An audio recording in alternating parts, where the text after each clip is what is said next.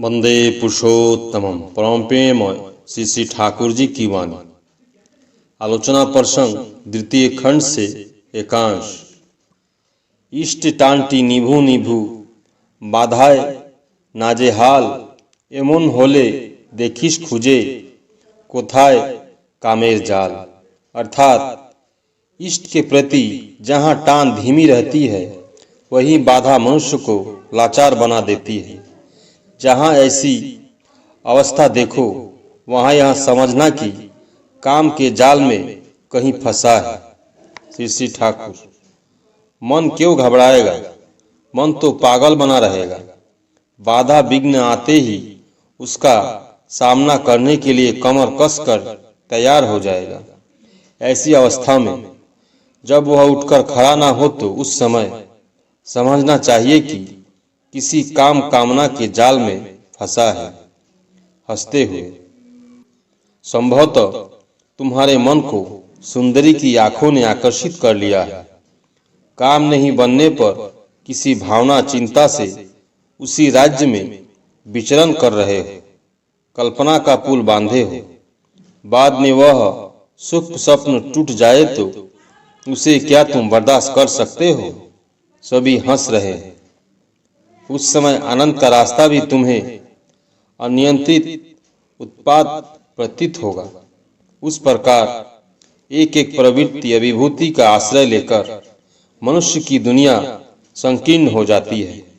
वह जरत्तव की ओर अग्रसर होता है। उदार उदास कर्मठ ब्राह्मी चलन अर्थात बुद्धिमुखी आचरण उसे और पसंद नहीं होता। इसलिए हर समय अपने को निखरना परखना चाहिए जिससे कोई प्रवृत्ति हमें धर न दबाए, अर्थात मूल से विच्युत और निभ्रांत न करे। यदि प्रवृत्ति मुखी आचरण को एक बार भी प्रश्रय दिया जाए तो वह धीरे धीरे हमें कितनी दूर नीचे उतार दे सकता है इसका कोई ठिकाना नहीं। एक एक के बाद बाधा विघ्न आता ही रहता है। एक कहानी मैंने सुनी है। एक साधु था। चूहा उसकी लंगोटी को हर दिन काट देता था। उसने चूहे से लंगोटी को बचाने के लिए एक बिल्ली पोस रखी। बिल्ली के लिए दूध की आवश्यकता हुई। क्या किया जाए? उसने यह सोचकर एक गाय खरीदी। गाय खरीदने के बाद सोचा इसे क्या रखा जाए। उसने उसके लिए एक बागान बनवाया। अब गाय बिल्ली इत्यादि की सेवा अकेले करे तो कैसे? यह सोचकर उसने विवाह किया। विवाह के बाद स्त्री का भरण पोषण तो करना है। इसके लिए काम काज रोजी रोजगार करने की आवश्यकता हुई। तब से वह उसी धंधे में व्यस्त हो गया। कहा गया उसका साधन भजन कहाँ गया, उसका भगवत आराधना कहाँ गई, उसकी लोक सेवा। माथे में घाव होने पर जिस प्रकार कुत्ता पागल की भांति इधर उधर दौड़ता है, उसी प्रकार वह व्यक्ति अपने परिवार के लिए इधर उधर दौड़ने लगा। जो भी उससे पूछता है तो वह कह देता है विवाह किया है। स्त्री के प्रति भी तो एक कर्तव्य है। उस कर्तव्य में वह कितना विप्रत रहता है, पर उस समय इस बात को वह भूल जाता है कि इष्ट के प्रति ही उसका प्रथम और प्रधान कर्तव्य है। एक लंगोटी के वास्ते उसने अपने जीवन को बर्बाद कर दिया। इस प्रकार एक एक लंगोटी लेकर हम लोगों में एक एक व्यक्ति लटका रहता है जिससे उसका आचरण व्याहत होता है। उसके अलावा शारीरिक अवस्था पर ही उत्साह उद्यम और कर्म शक्ति बहुत कुछ निर्भर करते हैं। इसलिए विहित आहार विहार, श्रम, निद्रा, स्तुति, सदाचार और संगत आचरण से शरीर को स्वस्थ, सहनपटु, कर्मठ बनाए रखना है। यह धर्म का ही एक अंग है। इसलिए कहा गया है शरीर माध्यम खलु धर्म साधनम। एक भाई ने अपनी स्त्री और बच्चों के विषय में कहा कि वे जिद्दी और हृदयहीन है। श्री ठाकुर, यदि वे तुम्हारे प्रति सश्रद्ध हो उठे तभी उसका प्रतिकार हो सकता है। जब तक वे ऐसा नहीं बनते तब तक तुम लाख उपदेश देकर भी कुछ नहीं कर सकोगे। पर उनकी श्रद्धा और प्रेम की परवाह किए बिना यदि तुम अपने इष्ट को लेकर ही सक्रिय भाव से पागल बने रहे एवं वे यह समझे कि तुम एक ऐसी भूमि पर खड़े हो जहां तुम्हारा हृदय स्वतः भरपूर है, एकमात्र उनके मंगल के सिवा उनकी कोई आस नहीं रखते, फिर भी उनके प्रति जो तुम्हारा कर्तव्य है उसे बिना किसी नियोग या अभियोग के हृदय प्रसन्न चित्त से करते चले हो तो वे धीरे धीरे सुधर जाएंगे। निश्चय ही दो दंड तुम्हारा संग लाभ करने तथा सेवा करने के लिए वे लालायित हो उठेंगे। यह जान रखो, दुनिया उनके माथे में तेल देती है जिनके माथे में तेल रहता है।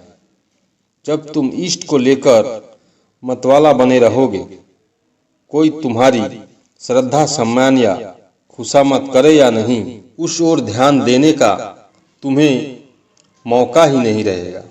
उस समय देखोगे सभी तुम्हारी श्रद्धा करने एवं मान्यता देने के लिए तत्पर है। जब तुम अपने पेट का धंधा भुलाकर सबों के पेट के धंधा में व्यस्त हो जाओगे, उस समय तुम्हें खिलाकर और देकर मनुष्य अपने को कृतार्थ समझेगा। इसलिए कहा गया है, वीर भोग्या वसुंधरा। समरजिद्दा कलकत्ते से आए हैं और अपने साथ गोभी, हरा मटर, सेव, द्वारिक दुकान के नए गुड़ का संदेश, बढ़िया दही इत्यादि लेकर आए। इसके अलावा श्री ठाकुर के लिए दाढ़ी बनाने का साबुन, माथा का सुगंधित तेल इत्यादि भी लेते आए। समरजीत दा को देखकर श्री ठाकुर बहुत प्रसन्न हुए और प्रसन्न चित्त से पूछा, क्या चीज लेकर आए हो?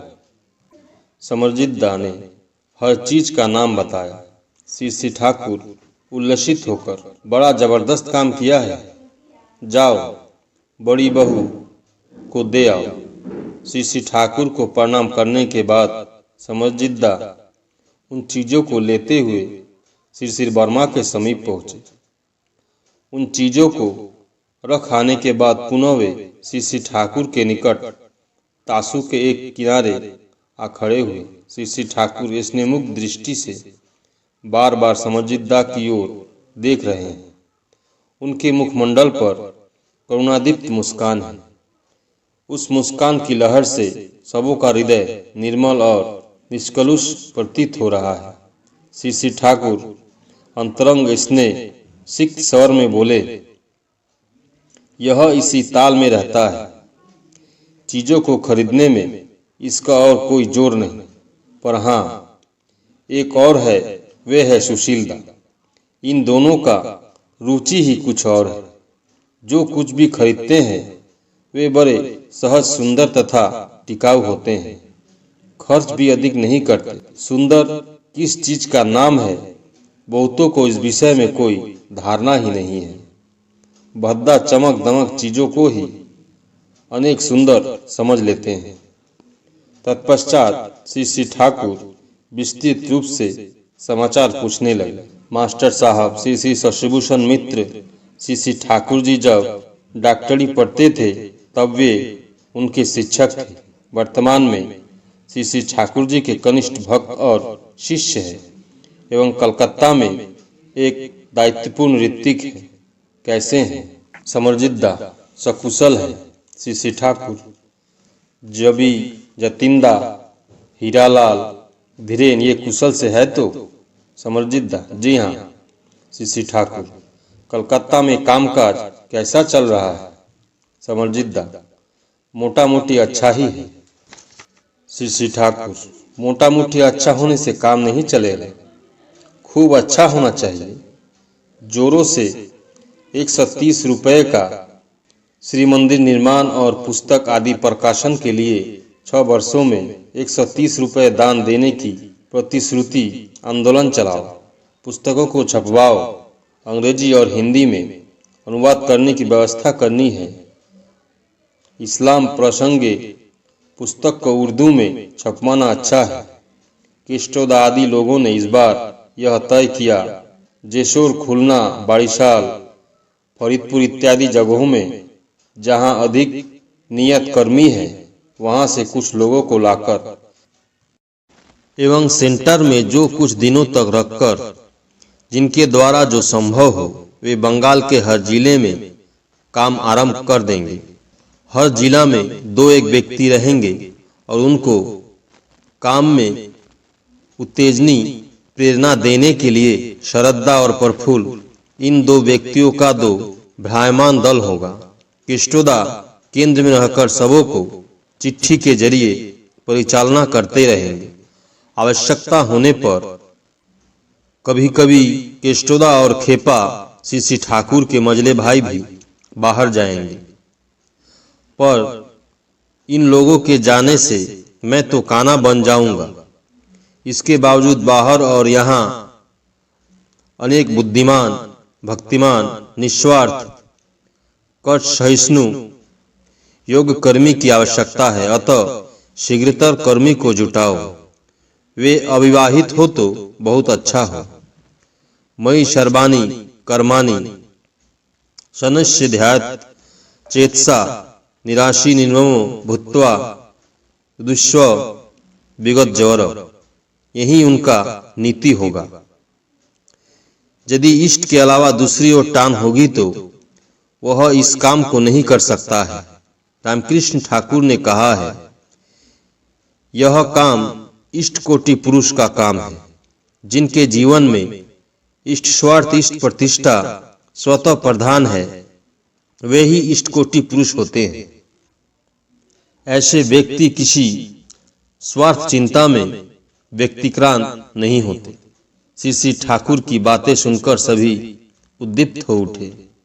सौर जगत, पृथ्वी, चंद्र, सूर्य इत्यादि विषयों की चर्चा चली। सीसी ठाकुर ने भूचित्रावली मांगा। केस्टोदा के घर से लाया गया। अमावस्या में चंद्रमा क्यों नहीं दिखाई पड़ता है? सीसी ठाकुर ने भूचित्रावली दिखाते हुए इस विषय में समझाया। बाद में बोले, सौर जगत यह कहा जाता है।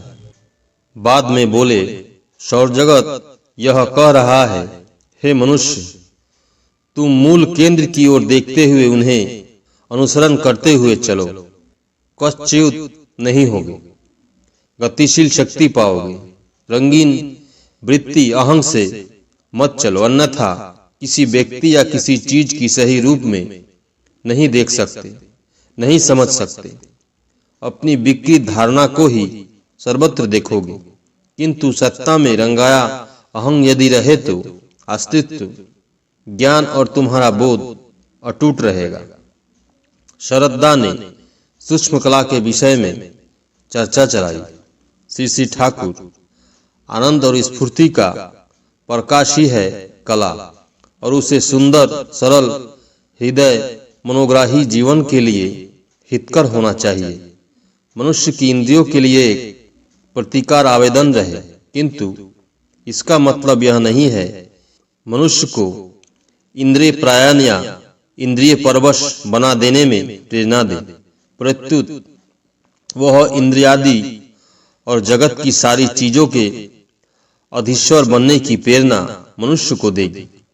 उसे यह देगी आशा, भरोसा, उद्दीपना।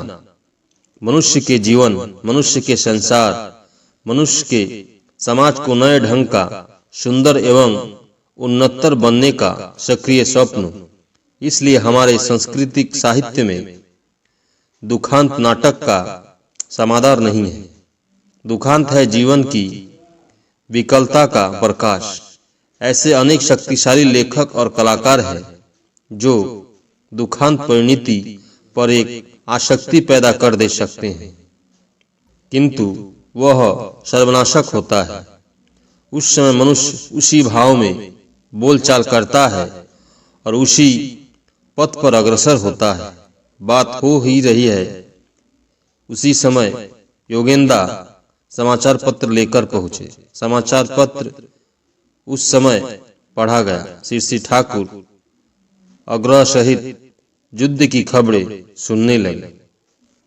परम प्रेममय श्री श्री ठाकुर सभी गुरु भाई एवं माँ को जय गुरु।